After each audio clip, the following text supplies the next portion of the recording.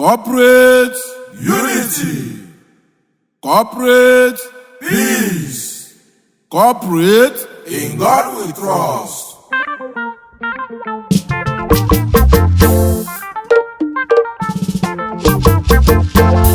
All your lives on the beat.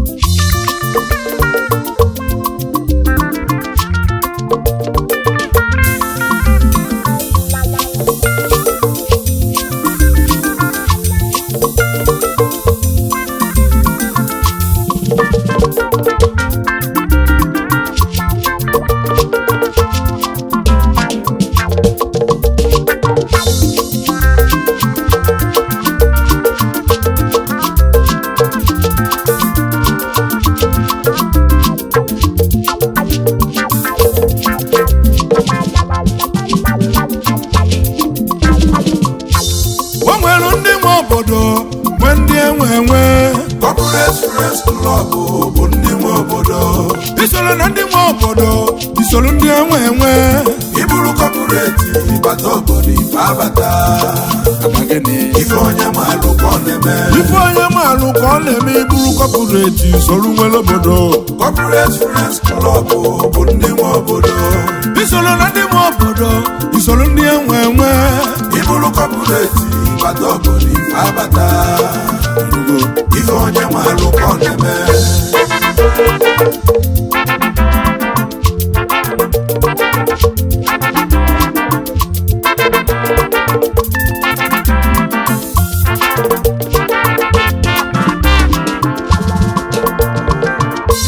Mgbe ude ogelega egwu m ojefe nwilo ụgbọ na-eje mbaduru m ka ije zute ndị ọgaranya ndị ọdịmma na-eme mma ndị Chukwu nyere ụwa ka fa mebe ife dị mma babụ ndị na-egwu egwu a na-eme eme maka egwu a na-etinu na nkịtị ndị mere ife egwu ka egwu na-etiri na na-etoru egwu etoru Corporate Friends Club International otu nwere ọganiru na anyị na-emekọta ife ọnụ wee marụ n'ezigbo ọyị ka ajọ nwanne anyị ji Chukwu bụrụ ụzọ maka ndị mmụọ ozi na-agbadola anyị ọkụ n'ilu ka anyị na-aga anyị nọzi n'ilu na anyị akarịba azụ oche idugo Corporate Friends Club dudu na-edezugo na anyị nwere ebume mpụ anyị nwere ndị chiri echichi ndị ọgịrịga awara na nwa anyị nwere ndị gụrụ akwụkwọ na ndị nwere ego na ndị ma ụzọ esola amalụ ụzọ anyị so na ndị nwe obodo enwe maka onye na-ayochi ya na-agba mbọ o soro na ndị nwe obodo n'ife nwere ndị nwunye maka enwere ndị nwe obodo nwee ndị enwe Corporate Friends Club bụ ndị nwe obodo. maka isoro na ndị nwe obodo isoro ndị enwe Iburu corporate ịbata obodo ife abata. Ife onye maalụ ka ọ na-eme.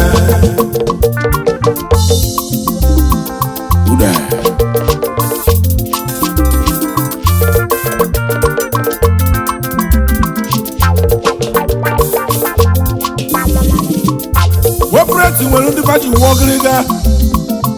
maka aka na-ekpuchi ọnwa mgbe unu adapụ ụlọ na nkịtị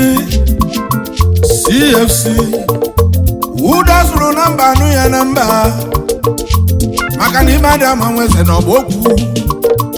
were ọnụ ugo buzuo nchake maka na nwa agụ ada tara aja maka na nwa agụ ada eme ndana ekwube anyị emebe ifugwe ndị Chukwu gọziri agọzi dị n'ụwa CFC na anyị karịrị akarị na anyị adagụ mmadụ ọnụ maka na anyị nọ n'ụwa niile anyị agbọba Honorable Akina Robert Chukwudum akụ na-esi obi ike Ogbuefi Ugoebenaja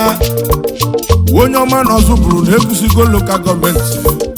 anụ ọgbara ugbo bụrụ ube na sekretịrị na Cape Town ọgaranya na inwere ibe Honorable John Grace umenne ya onye malụ ego bemifego Secretary Mozambique branch CEO Emi Angel International Nimbo China Mana Nigeria Udogwisi Kwatoji Debube Nabia State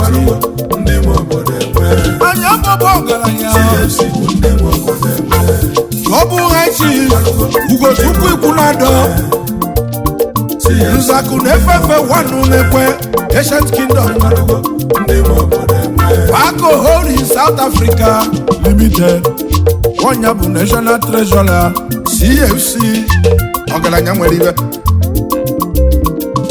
Nanya Chobo Ogalanya Honorable Chief Chimobi John Ochieke Bogu Wana Mozambique CEO John Briggs International School CEO CJE Properties Nigeria Limited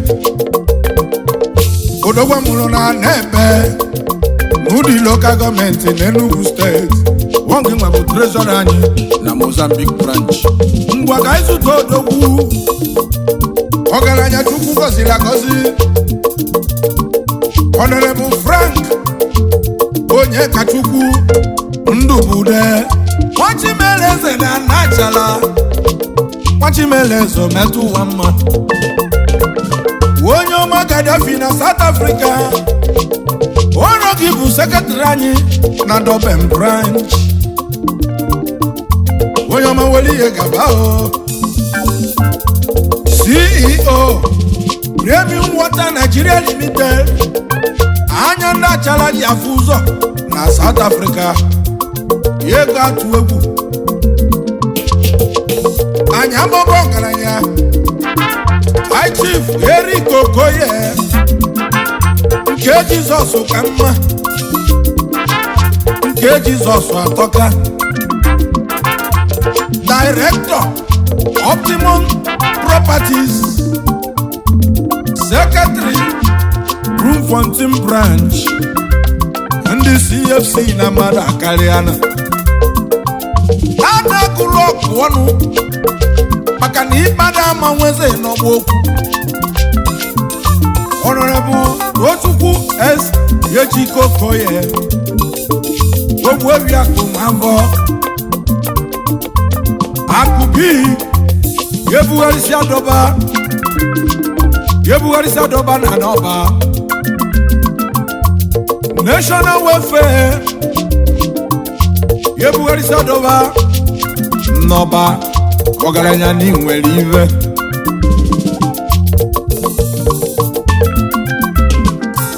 Honorable Luku Ifeanyi Odo Agụna Chemba Nuke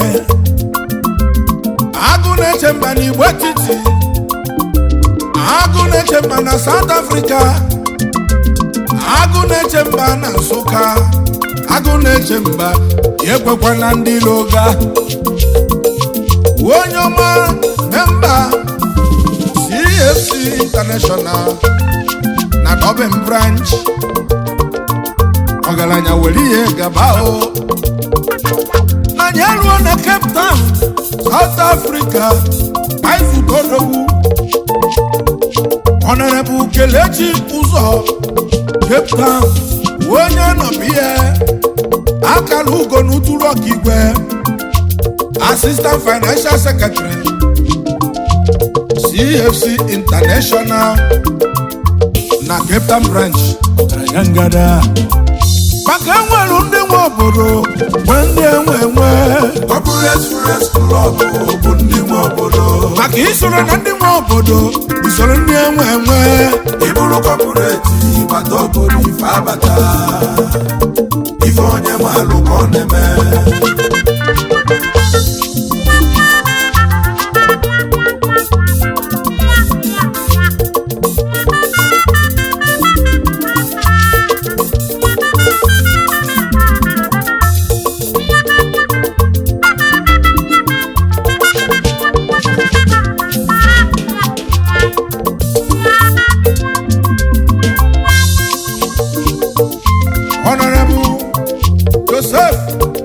Chukwuka Mabude JP Obodo Waranoba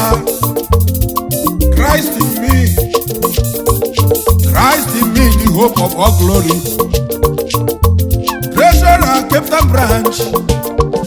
Ogalanya Ningwelie Honorable Jidofa Mamko Isulum Chief Welfare Officer CFC International Captain Branch Ogalanya Honorable Godin Ileli Godin Man Welfare Officer na Captain Branch Wonyama Godin Weli Kawao Makugo Chalacha de Chuchu Anya Boba Ogalanya Honorable Ike Chukuli Vinus Igbo Nefego na South The latest investor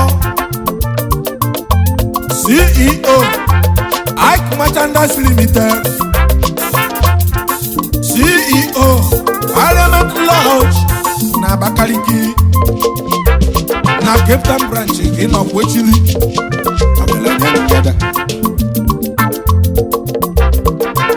Tanya Bobo Galanya Honorable Emeka Nelson Milingalina Anoba Ano Mamuloke Mwa Chief Provost CFC na Captain Branch Ogalanya Niso Kalisia Honorable Ebuka Mwonago Oji Wayo na Nobosi Maka Oji Wayo da Lualu Oji Wayo da Melualu Assistant Provost na Captain Branch Honorable Jerry Ora Yewe Bilaku Akwadolu Anyamili na Bandilo Yewe Bilaku Odolu Kodo Member Captain Branch Simone Welundi Obodo Wendi Wewe Corporate Rest Club Obundi Obodo Isolo Nandi Obodo Isolo Ndi Wewe Iburu Corporate Batoburi Fabata Ifonye Malu Koneme Welundi Obodo Wendi Wewe Corporate Rest Club Obundi Obodo Isolo Nandi Obodo Isolo Ndi Wewe Iburu Corporate Batoburi Fabata Ifonye Malu Koneme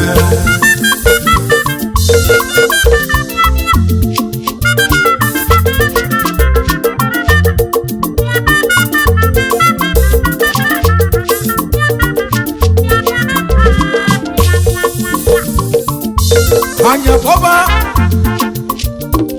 Honorable Onyebuchi Onuga Onyesuwi Nna Debaku na Nobosi Onyesuwi Ogalanya Ngada Okwaka Member Captain Branch Anya Boba Honorable Shadrach Moye Akusinachi Onyamanuke Member Captain Branch Ndi Obodo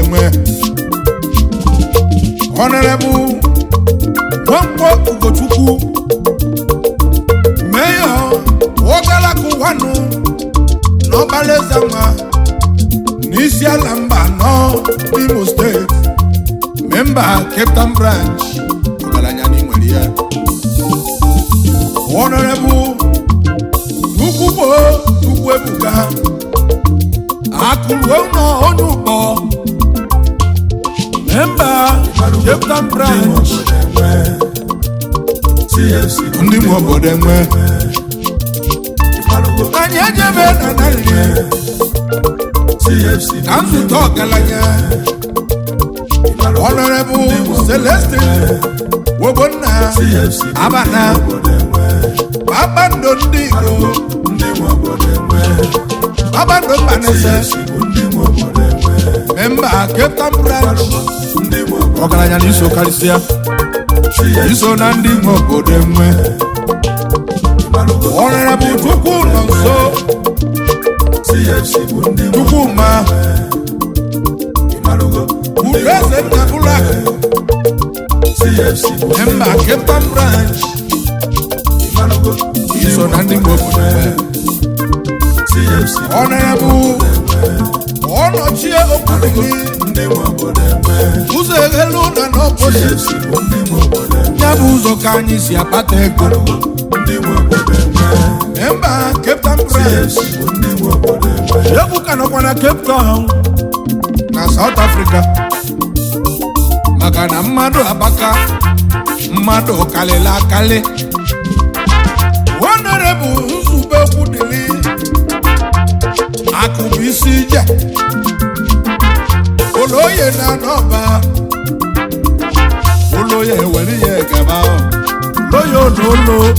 member Cape Town branch iso na ndị nwe obodo enwe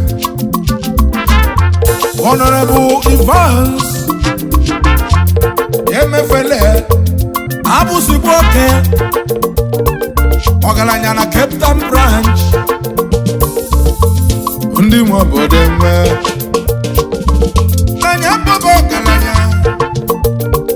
Honorable Loki Onogwu ezi aka ka ego ọgaranya ngada member Cape Town branch Honorable Joel Ibagha ubi ego na n'obosi yekwu m ka ije n'ubi ego yebu ife dị mma si abịa member Cape Town branch ọgaranya na iso nwee ife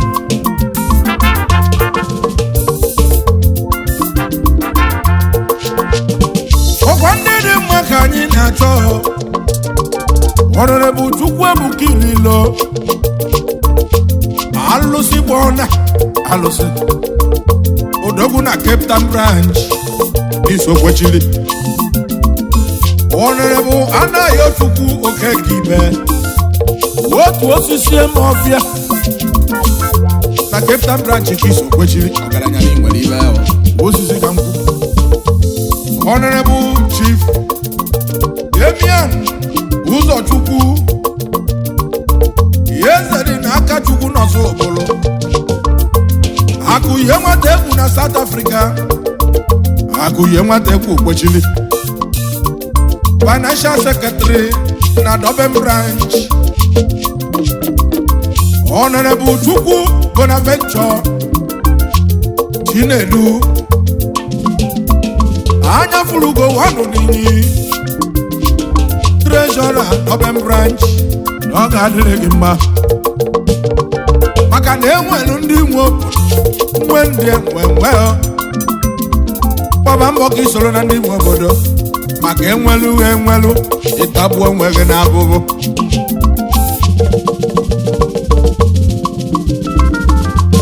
enwelu ndị nwe obodo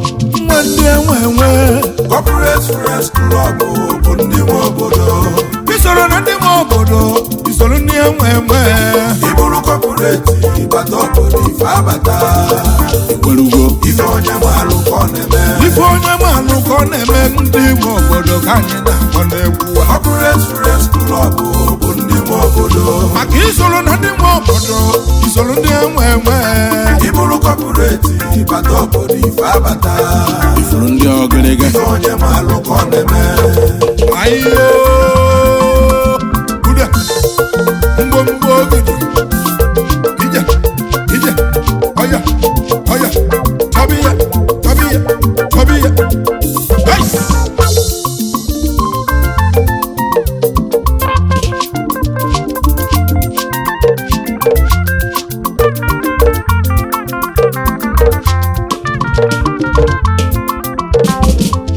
anyị ebula egwu bataluo Mozambique wee bụrụ na ndị Chukwu gọziri agọzi na fanụ ya egbe ndị nwọchụ ga babụ ndị nwe obodo enwe Honorable Sonny Eze Onu Neri ga Nelili Onu Neri wanu na Mozambique Akubiges Nobu Member Disciplinary Committee na Mozambique in Okochiri Honorable Celestine John Akekuchionwa wanu ni Sofia Makana akade buchilonwa Wonyoma member na Mozambique branch Akade buchilonwa chacha nuwa Honorable Collins Emeka Agudosi Yeza batana noba Yeza bato Obodo kuloto Golden Point na Maputo CEO Magical Groups Member na Maputo branch Ogalanya Ningwalibe Honorable High Chief Wokena Basil Okeke ERO na Mozambique branch Mwokeke Wokubanego mwebonye selonu ya Ubasi na china nedo Nakaboku nuluago na wiki sibiwa Ogaranya Honorable Patrick Elochukwu Obi Atunu Akuchinyelu nwata na Mozambique Akuchinyelu nwata gebu nwata ebunu Kanjua Akuchinyelu nwata gabulu ya tuiwe Chief Welfare Officer na Mozambique branch Ndi Obodo enwe Honorable Charles Sopuruchukwu Ekwo Agumwa Malia Kings Wapo na Turkey Wodogu Nebe Udi local government Enugu state Isibiwa Ogalanya na Mozambique Honorable Ejikagu Imohita na Mozambique Ikola na Abia State CEO Iko Harire State Nigeria Limited Odogu na Mozambique Honorable Tony Onwuchekwa Oji PHF Simoni na Mozambique CEO Tony Oji World Resources Limited Ogalanya na Mozambique Odogu Ai Ndene mwaka ebu netiri Ndi CFC kebu na botolo Onye metibe gwanye teri ebu Onye metibe uvye nye polu yuvye Honorable Tony Eto Okafor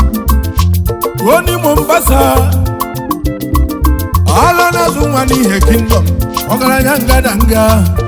CEO Mombasa Investment Nigeria Limited Ogalanya na Mozambique Okumtoni Mombasa Honorable Peter Ibauchi Peter Oche Mayor na Mozambique Prince of Uguta Kingdom CEO Paco Investments Limited Ogalanya na Mozambique branch Honorable Nnemeka Collins Yezayom Sai Ozo Odinamwe Mako Ogalanya Nobu Managing Director Yeza General Trading Pty Limited na CE Bricks Ties South Africa Ogalanya Nisongwelo Obodo Honorable Chinoso Onyia Lucky Money Yebego Nadi CEO ROC Luxon International Limited CEO Luxon Plaza and Sports Bar Luxon Real Estate Developers, Welfare Officer, Johannesburg Branch, Woso na ndị Obodo enwe o. Dimana enwelu ndị Obodo, ndị enwe. Corporate Friends Club bụ ndị Obodo. Isolu na ndị Obodo, isolu ndị enwe. Iburu corporate ịbata obodo ife abata. Ife onye malụ ka ọ na-eme. Enwelu ndị Obodo, ndị enwe. Corporate Friends Club bụ ndị Obodo.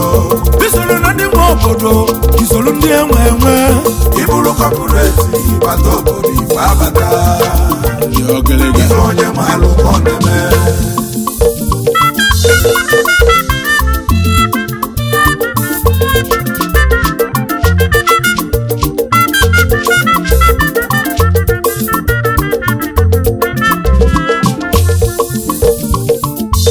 Chief ọ bụ Nneme Igbo Ichie Ogbuefi Woju na-eme ọgọ n'Akwụrinyi Director Serious Logistics and Oracle Trophy onye ọma na Bloemfontein nke Isogbili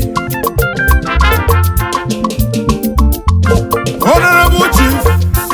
Kinsiri Onyeka Ekechukwu Agụghị na Nnedo Odogwu ọgaranya nwere ibe Agụghị na Nnedo ngwongwo na Roseto Director Kaba Multilink and 5-Star Charity Foundation na Bloemfontein ndị ọma na Bloemfontein Honorable Chijindu Israel Otachi Nukwachi Director Reef and Golden Diamond Exchange PRO Bloemfontein Branch anyị si na ndị ọma nọ na Bloemfontein anya bọba Honorable Ifeanyi Anekilo Ugochinyere nwata onye akụlụ Member Mozambique Branch Ugochinyere nwata otulu ugona Honorable Chief Obinna Ibekwe ọzọ ihe eji ego eme na mgbagbu ụwa Enugu State CEO Agalama Nigeria Limited aka na-eme cosmetics na Nigerian branch is Ochiri ọgaranya nwere ibe Honorable Ifeanyi Okonkwo ọzọ Ilulo Galonye onye ọba Ifruman Passman onye ọba dike na Nigerian branch is Ochiri ọzọ Ilulo Galonye ndị Obodo enwe. Honorable Chibuzo Odense Achibade Ndị Babalade CFC Member Nigeria branch Achibade Ezoyima Honorable Tukura Obi ndị Obodo enwe. Kawawa na Nogidi CFC bụ ndị Obodo enwe. Igbo nekwe Owurubego na Nogidi Member POC CFC bụ ndị Obodo enwe. Nigerian branch in Ochile Ndị Obodo enwe. Engineer Ibaga onye kakisile ọnwa na Naoba Ndị Obodo enwe. India ọnwa na India Ndị Obodo enwe. Odogwu na Nigerian branch Igbo ọnwa Oyoko ọnwa CFC bụ ndị Obodo enwe.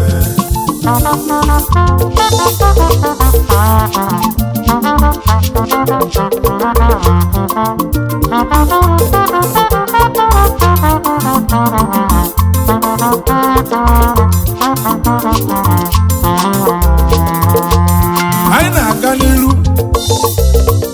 na anyị echefuru ndị otu anyị ndị anyị na-abadị nwere ịgba nwere bili kama na fesorozi anyị maka gịnị ọnwụ gburu papa na mana anyị na-echetafa yebeba no fanoduma late honorable Ikechukwu Nwodo High Court man onye magi noduma late honorable Ukujekwu Olimbu woyin ato nwa Chiekwe Obati Ifeadị na n'Imo Obati Ifeadị na dị mma mana lelebu late honorable Chimezie Agbodike Chidodo bụ nwa ka nwa Chidodo na dị mma anyị na-echeta late honorable Chinedu Sherif Obiano Ifeadị nọ n'ụkọ wofu osisi melofia ọnọ na mba chimba Sherif gị nọdụ mma Ifeadịgo ọnwụ bụrụ late honorable Henry Chukwunonso Okonkwo agụ na South Africa agụ ijebe gị ije mma late honorable Azuka Sebastian onwu dị njọ oje oyi na-atụ mba nago n'anyị na-echeta unu n'unu so na ndị nwe obodo mbụ n'ụlọ ya enwere ndị nwe obodo nwe ndị enwe Corporate Friends Club bụ ndị nwe obodo isoro na ndị nwe obodo isoro ndị enwe Ibulu corporate ịbata obodo ife abata ife onye maalụ ka ọ na-eme Ibulu corporate nwebe aṅụle Corporate Friends Club bụ ndị nwe obodo isoro na ndị nwe obodo isoro ndị enwe Ibulu corporate ịbata obodo ife abata ife onye maalụ ka ọ na-eme ife onye maalụ ka ọ na-eme ife onye maalụ ka ọ na-eme isoro ndị nwe obodo isoro ndị enwe